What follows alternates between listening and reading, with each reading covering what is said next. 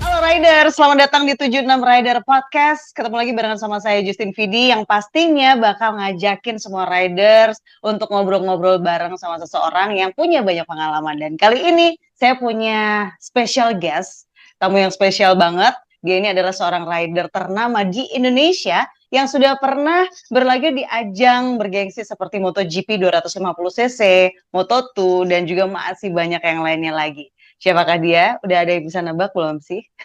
Langsung aja deh, saya panggilin, kita langsung ajakin ngobrol seru, tanya-tanya tentang pengalamannya. Ini dia, halo Mas Doni Tata Pradita. Halo, Hai, siap, salam apa kenal. kabar? Salam Baik, kenal Mbak. Mas Doni. Lagi di mana nih Mas? Aku lagi di Posisi, Jogja. oh di Jogja. Ya, Oh, asli domisili Jogja ya memang di Mas Doni Jogja, ya? benar.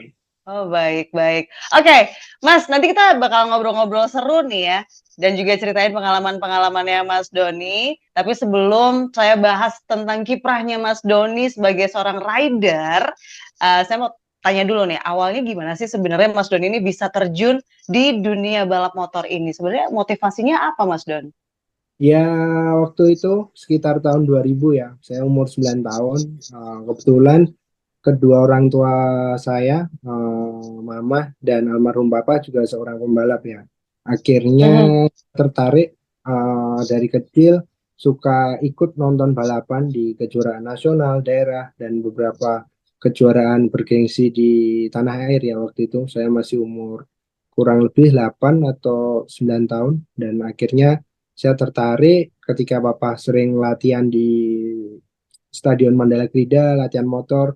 Saya selalu manasin motornya dulu sebelum dipakai latihan Mmm. dan dari situ dilihat mungkin saya tertarik dan akhirnya saya diarahin jadi pembalap dan awalnya sih juga tidak disetujui dengan mudah ya untuk jadi pembalap karena beliau bilang balap motor adalah olahraga yang sangat berbahaya dan Mhm. waktu itu saya tetap ngotot untuk jadi pembalap. Kenapa Bapak Hama jadi pembalap? Akhirnya Mhm. difasilitasin baju balap di sirkuit.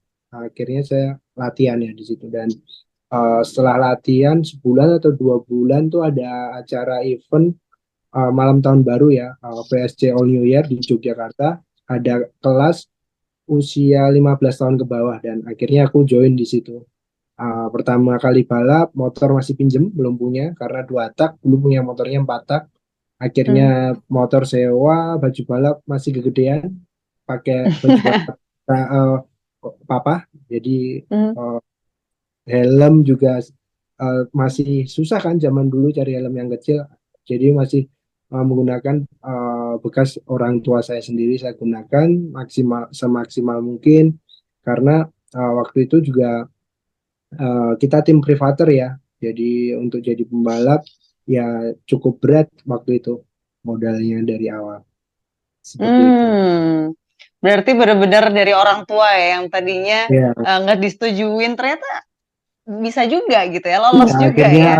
saya tunjukin, saya serius, Mhm. saya bisa podium pertama kali balap, akhirnya surprise juga dan didukung penuh. Setelah itu sempat kira-kira 2 tahun atau 3 tahun saya tim privater sendiri. Setelah itu saya juara di kejuaraan daerah, nasional, dan akhirnya masuk ke event Yamaha Asian Cup Race tahun 2003 di Mhm. Kemayoran PRJ. Mhm.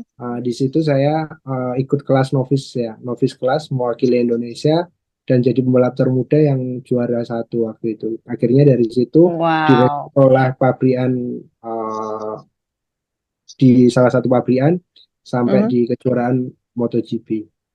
Mhm. Oh, I see. Berarti mulai terjun ke dunia balap profesional itu sejak kapan, Mas? Dan ingat nggak sih di ajang balap apa yang pertama dulu itu? 2000 pertama. Eventnya VSC All New Year di Yogyakarta di Stadion Mandala Mhm. Krida. Mhm. Dan pertama Oke. itu podium ketiga. Dan saya paling Alright. muda. Yang lain udah Umur berapa, 14 Mas? tahun, aku 9 tahun. 9 tahun. Oh my God. Baiklah. Nah, berarti singkat cerita akhirnya Mas Doni tuh mulai mengikuti berbagai kompetisi balap nasional sampai akhirnya bisa berlaga di ajang internasional juga ya? Betul. Jadi Mm-mm. dari setelah privater 3 tahun, juara beberapa kejuaraan nasional daerah, juaraan Asia, 2 kali berturut-turut ya, 2003 2004 di Malaysia, Mm-mm. di Jakarta, di Indonesia sama di Malaysia. Terus 2005 di Thailand ya, Mm-mm. Masan Kapris, tapi udah naik kelas di expert, juara satu juga. Wow, wow, wow. Nah, menurut Mas Doni sendiri nih, selama berkarir di dunia balap ya, Mas, apa sih perbedaan yang paling Mas Doni rasain ketika ikut kompetisi dalam negeri sama kompetisi internasional nih, Mas Doni? Ya, atmosfernya lain ya. Untuk Mm-mm. internasional, dia lebih tertata rapi, untuk dari segi jadwal race, dari kemasan perlombaan semua, dan Mm-mm. atmosfernya lain ya. Benar-benar Mm-mm. hidup ya, atmosfer motorsportnya, industri motorsport di Europe tuh hidup. Jadi di pedok suasananya tuh, kalau kita di Eropa biasanya kita ada motorhome, semua pembalap tuh Mm. stay-nya nggak di hotel, jadi di motorhome. Kita jadi ada Oh. sirkuit, juga ada restorannya, restoran gitu. Mm. Jadi dari Mm. motorhome tadi di setup jadi bisa jadi kayak rumah gitu, Mbak. Jadi sangat beda sekali ya. Dan Mm. itu selama di Eropa kita lakukan seperti itu. Tetapi ketika kita balap kayak di Amerika, Mm. Australia, Phillip Island yang beda benua, biasanya kita stay di hotel. Yuk, selama di Mm. Eropa kita bisa stay di motorhome, jadi nggak lagi di hotel, karena eh, fans motorsport di Eropa sangat gila sekali, banyak ya. Kalau Mm. kita di hotel mau ke sirkuit biasanya macet, bisa mengganggu kita untuk aktivitas balap ya. Jadi harus bangun pagi apa. Jadi Mm. Mm. kita udah dari Dorna sendiri udah disediain apa, tempat untuk motorhome tiap tim. Ngomongin tentang awal karir balap motorsport nih, Mas Doni. Yang aku tahu dulu kan Mas Doni dapat wild card ya di kelas Betul, 125 cc itu di tahun 2005 ya, Mas?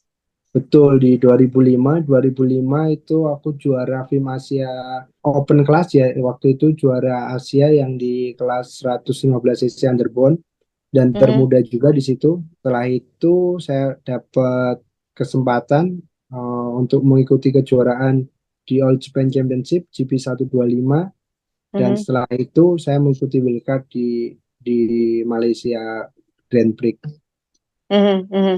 Dan itu bertahan di kelas ini sampai tahun 2007. 2007. Betul, Ah, ah, 2006 2007 di wildcard GP125, ah, ah. 2007 di wildcard GP250, dan Mhm. 2008 full seri GP 250, Mhm. 20 Nah, negara itu. ya. Nah, awalnya gimana sih, Mas? Bisa ngedapetin wild card itu untuk kejuaraan dunia Grand Prix 125 cc. Boleh sharing dong ceritanya.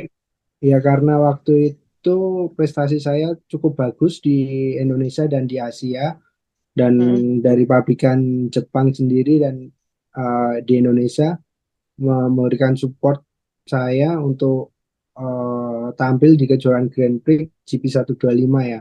Waktu itu Mhm. karena waktu itu kita nggak punya sirkuit dan nggak ada MotoGP ya di Indonesia. Akhirnya di Mhm. Malaysia tuh ada slot wildcard untuk, tetapi nggak ada pembalap dari Malaysia. Akhirnya Mhm. saya yang menjadi wildcard di kejuaraan tersebut. Oh, gitu. Ngomongin MotoGP juga nih, kan Mas Doni pernah bersaing dengan rider-rider ya, seperti kayak mendiang Marco Simoncelli, kemudian Alvaro Bautista, sampai Alex Espargaro pun udah pernah tuh. Gimana Mas rasanya, pengalamannya? Terus kalau menurut Mas Doni juga kayak gimana kira-kira apa sih yang membuat mereka ini bisa bersaing di tingkat kelas utama MotoGP, Mas Don? Ya, tentunya bangga ya. Pernah Mm-mm. satu race, satu kejuaraan di GP250 Mm-mm. tahun 2008. Mereka sangat sangat agresif sekali ya, Marco Mm-mm. Simoncelli dan Alvaro Bautista, Alex Espargaro, di kelas GP250. Emang dia mempunyai talenta yang di atas rata-rata dengan semua pembalap ya. Dia udah matang dan senior, dan mereka cukup kencang sekali, dan eh, saya pikir sangat gila ya. Aku udah maksimal, udah paling kenceng, tapi dia masih lebih kenceng lagi di Lebih tikungan. kenceng lagi. Wow, keren banget ya. Itu yang membuat mereka akhirnya bisa bersaing di tingkat kelas utama MotoGP kali ya. Betul, betul, betul, betul. Dan dia Oke. mempunyai kesempatan, nggak hanya setahun ya. Waktu itu Doni setahun di GP250, habis itu pindah ke Watch for Sport ke Asia. Kalau mereka memang fokus karena sponsornya dari Eropa ya, cukup kuat, Mhm. jadi konsisten di Eropa, akhirnya bisa menoreh prestasi yang sangat baik. Hmm, oke. Betul, Nah, waktu itu kan Mas Doni satu-satunya rider asal Indonesia ya yang tampil di kelas betul, MotoGP 250 cc iya. ya. Keren banget. Itu Dan rasanya bangga masih banget zaman sih dua pasti ya. tak dulu, masih belum Moto2 Dua ya. Kalau tak. yang sekarang kan Moto2 Mhm, 4 tak, 700 cc. Kalau dulu 2 mhm, tak 250 cc, 2 silinder. mhm. Wow, keren Iya. banget, keren banget. Nah, kalau sekarang nih, menurut Mas Doni ya, supaya rider-rider dari Indonesia itu juga bisa berkesempatan yang sama kayak Mas Doni turun di kelas MotoGP. Kira-kira apa sih yang harus dipersiapkan atau malah Mas Doni juga punya program pembinaan khusus terhadap pembalap muda nih Mas Doni? Iya, ada ya Mbak. Satu, motivasi, disiplin, kerja keras, dan tidak cepat puas diri ya untuk Mhm, segala yang sudah dicapai, seperti mhm, memenangkan kejuaraan di Asia atau di Jepang. Harus lebih, harus mempunyai motivasi untuk ke go internasional, karena di MotoGP ini banyak pembalap-pembalap hebat, top terbaik dunia ada di sana semua. Jadi kalau kita masih juara di Indonesia, Asia, belum mhm, belum ada apa-apanya sih kalau mhm. belum mencoba sampai pengalaman go internasional. Di sana adalah balap yang sesungguhnya, ketemu Ya. para pembalap legend top dunia. Mhm, mhm. Seperti itu. Nggak main-main ya. Betul. By the way, Riders, sebelum saya lanjut lagi ke pertanyaan selanjutnya, saya mau ingetin lagi nih ya. Jangan lupa untuk subscribe YouTube channelnya 76 Rider dan aktifin tombol notifikasinya biar nggak ketinggalan kalau misalnya kita punya yang baru konten-konten yang baru dari 76 Rider seperti 76 Rider Podcast ini. 76 Rider Podcast ini juga bisa kalian streaming ya di Spotify dan juga di Apple Podcast. Jadi jangan lupa semuanya di-follow, di-subscribe Instagramnya juga ya. Oke, Mas Doni, sebelum lagi kita lanjut ke pertanyaan yang berikutnya, saya ada pertanyaan, bukan dari saya tapi ya. Ini dari salah satu pebalap 76 Rider Supermoto Squad kita, namanya adalah Yasin Soma. Siap ya untuk dijawab ya? Yuk, langsung aja kita tonton. Ini dia apakah yang akan ditanyakan oleh Mas Yasin. Halo Mas Doni, saya Yasin dari 76 Rider Supermoto Squad. Saya mau nanya nih, seberapa kompetitif sih persaingan di Moto2? Kan banyak banget nih pembalap muda yang berbakat di kelas ini. Oke, terima kasih buat Mas Yasin. Silakan dijawab, Mas Doni. Ya, pertanyaan yang sangat bagus. Jadi di kejuaraan Moto2 sangat kompetitif sekali ya, dan itu juara-juara dari Moto3, Spanish Championship atau Junior GP sekarang itu pada Mm, naik ke kelas Moto2 ya. Jadi yang juara di Moto3 tadi kejuaraan dunia, dan kejuaraan Spanyol Championship di entah itu di Moto3 atau di Moto2, 1, 2, 3 di Spanyol juara bisa langsung masuk ke kejuaraan dunia Moto2 ya. Dan di situ mm, minimal umur 18 tahun untuk masuk di kejuaraan Moto2. Jadi itu sangat kompetitif sekali, banyak pembalap hebat top dunia berkumpul di kelas itu, dan tidak main-main ya di kelas itu. Posisi 1 sampai 20 waktu saya balap di sana hanya beda mm, 1 detik. Jadi sangat kompetitif sekali ya. 1 detik mm. bedanya 20 posisi. Jadi Wow, ya, wow.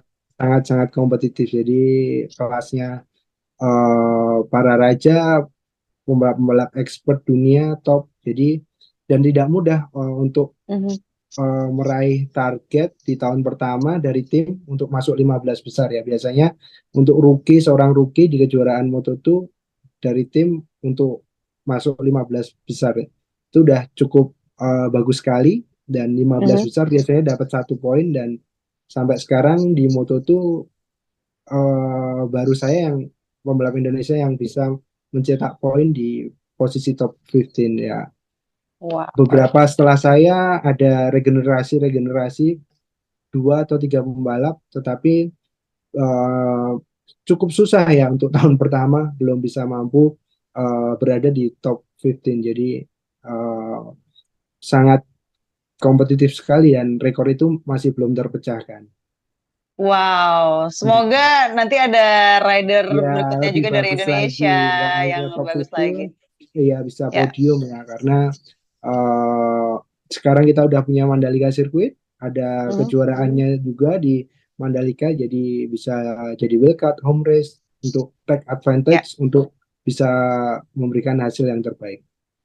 Ya, oke. Semoga terjawab ya untuk Mas Yasin, dan lanjut ke pertanyaan berikutnya. Jadi di tahun 2009 nih Mas Doni kan dapat tawaran untuk berkompetisi di World Super Sport ya. Itu gimana ceritanya Betul. juga sih? Iya, karena motor di GB250 waktu itu Mm-mm, kurang kompetitif, mm-mm, akhirnya Yamaha memutuskan memindahkan saya ke kejuaraan World Super Sport 600 cc ya di mm-mm, tahun 2009. Nah, di situ mm-mm, ternyata saya bisa lebih kompetitif. mm-mm. uh, Posisi paling bagus nomor 11 di Amerika Serikat, di Salt Lake City, Oh. di sirkuit uh, Salt Lake City ya. Jadi di Mm-mm, situ posisi terbaik, yang lain di Valencia posisi 14, di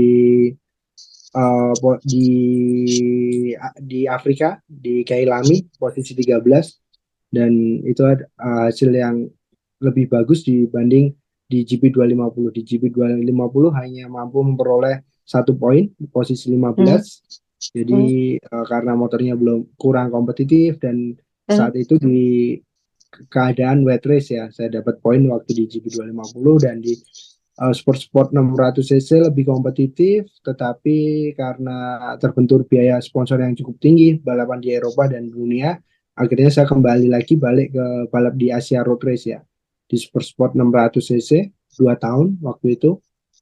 mm-mm. Akhirnya setelah itu ada kesempatan lagi di kejuaraan dunia di Moto2 seperti itu. Hmm. Oke, nah dari pengalamannya Mas Doni nih ya, kira-kira apa sih perbedaan yang paling dirasain sama Mas Doni dari ajang MotoGP 250 cc dengan World Super Sport?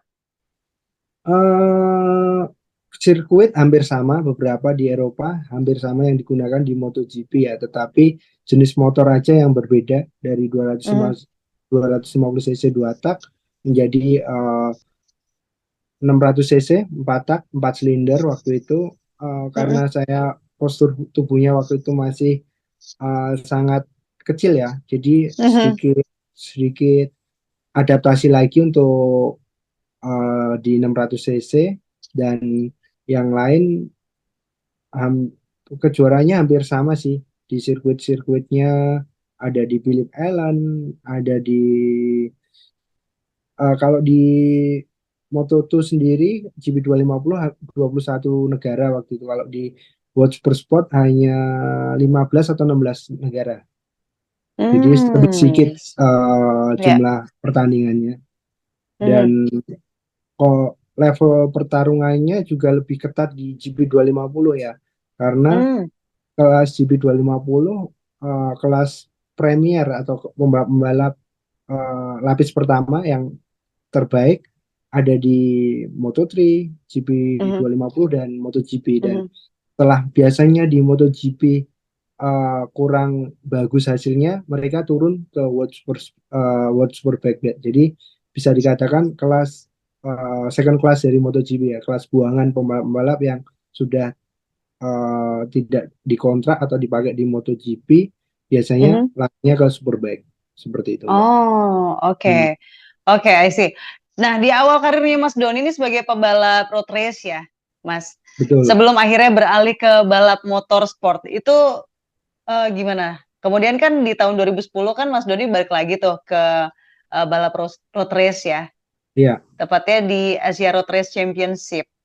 Apa betul. sih yang menjadi alasan Mas Doni untuk memutuskan kembali ke balap road race? Karena sponsor ya, kendala sponsor, karena budget untuk di World Supersport cukup tinggi ya, karena waktu itu mungkin dari sponsorship hanya mampu untuk mengikuti kejuaraan Asia. Jadi menyesuaikan kita menjadi pembalap, kita tidak bisa memilih untuk tetap berada di kejuaraan tersebut. Semua dari sponsorship dan dari main sponsor mempunyai pertimbangan khusus seperti itu, Mbak.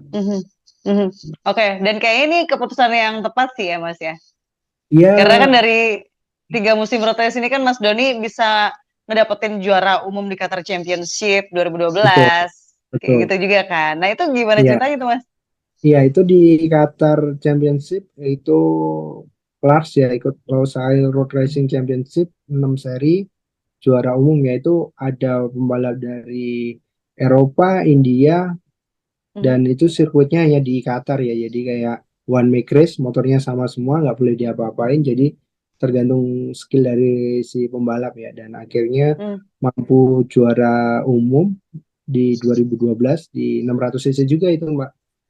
Setelah itu akhirnya saya waktu race, kita kan sporting race di MotoGP waktu di Qatar, dan akhirnya ketemu dengan salah satu sponsor yang Indonesia, dari Indonesia yang ada di Moto2, dan saya berdiskusi akhirnya mendapat tawaran kenapa pembalapnya bukan dari Indonesia. Akhirnya dikasih tahun depannya saya dikasih kesempatan ke Moto2 untuk mewakili Indonesia di kejuaraan Grand Prix Moto2. Wow, keren. Dan kemudian di tahun berikutnya, tahun 2013, Mas Doni akhirnya balik lagi ke ajang GP, tepatnya di Moto2 tadi ya, selama 1 Iya, musim. Yang jadi alasannya Mas Doni beralih lagi ke balap motorsport apa nih, Mas? ya karena sponsor tadi ya, karena saya Mm-mm. waktu itu masih muda, 22 tahun, dan ada kesempatan untuk di kejuaraan dunia lagi. Akhirnya ya saya ambil bersama tim Moto2 Grace ini, tim papan atas, timnya mendiang Marco Simoncelli yang pernah balap di MotoGP, tapi saya di kelas Moto2-nya di tim Itali, dan waktu itu hanya 1 tahun kontrak saya, dan saya ambil, akhirnya saya mengikuti kejuaraan dunia tersebut. Setelah itu saya pindah ke beberapa kejuaraan supermoto, motocross, seperti itu. Mas Doni, kita flashback lagi sedikit ya tentang Yes. penampilan Mas Doni di event trial game Asphalt 2022 di Boyolali nih. Oke, Boleh? kita flashback dulu. Tapi sebelum itu kita tonton video highlightnya dulu nih. Yuk. Let's go.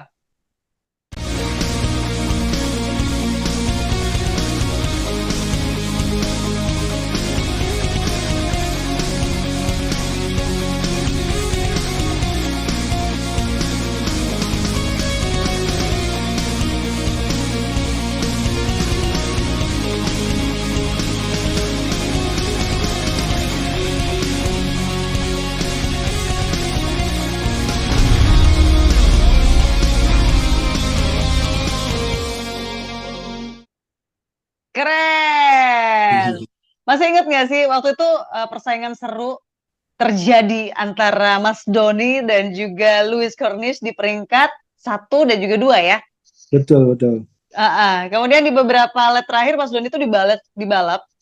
Iya, Dan betul. itu kenapa Mas?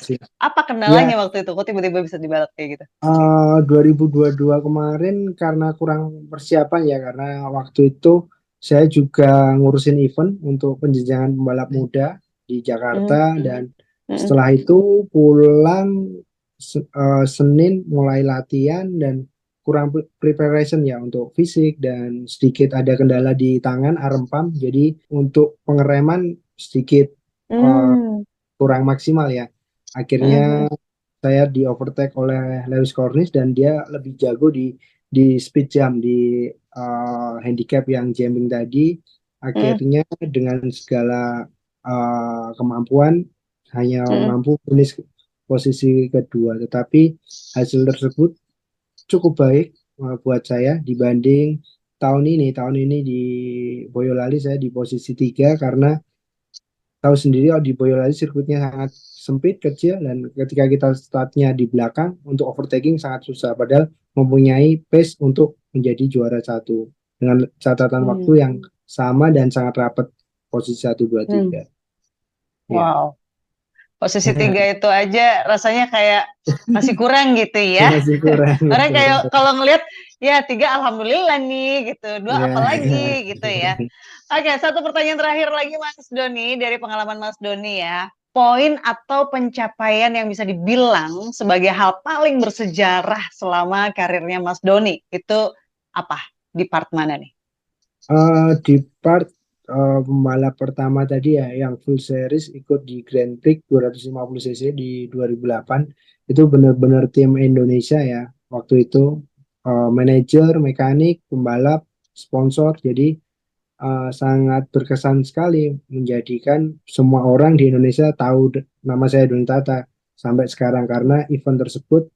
Dan waktu itu pertama ya pembalap Indonesia yang full seri di kejuaraan dunia, dan yang kedua di kejuaraan Moto2 tadi, World Championship bersama tim papan atas Grace ini. Jadi pencapaian yang sangat luar biasa, walaupun belum bisa berbicara banyak memberikan podium di kejuaraan dunia, tetapi ya alhamdulillah pernah ada di sana. Ya. Mudah-mudahan kedepannya ada pembalap Indonesia lagi yang lebih berprestasi di kejuaraan dunia untuk mengharumkan nama Indonesia.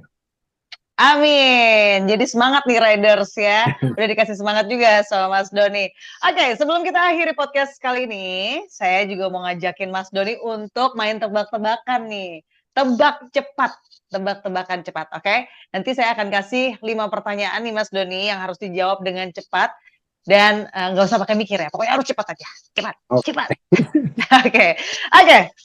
Pertanyaannya adalah road race atau motorsport? motorsport, Max Biaggi atau Valentino Rossi? Valentino Rossi, Phillip Island atau Sepang? Phillip Island, Track ring atau track basah? track ring, World Super Sport 2009 atau Qatar Championship 2012? buat Super Sport 2009. Cepet juga nih ya ternyata ya. Udah terpatri kayaknya, tahu banget mana yang disuka, mana yang enggak gitu ya Mas Doni ya. Betul, betul. Oke, thank you. Baiklah, akhirnya sampai juga di akhir acara nih Riders. Kita udah ngobrol-ngobrol banyak.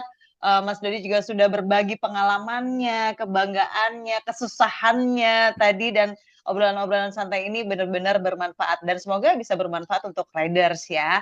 Seru banget Betul. Mas Doni Tata. Terima kasih banyak sekali lagi sudah mau bercerita pengalamannya. Sukses selalu untuk Mas Doni Tata ya.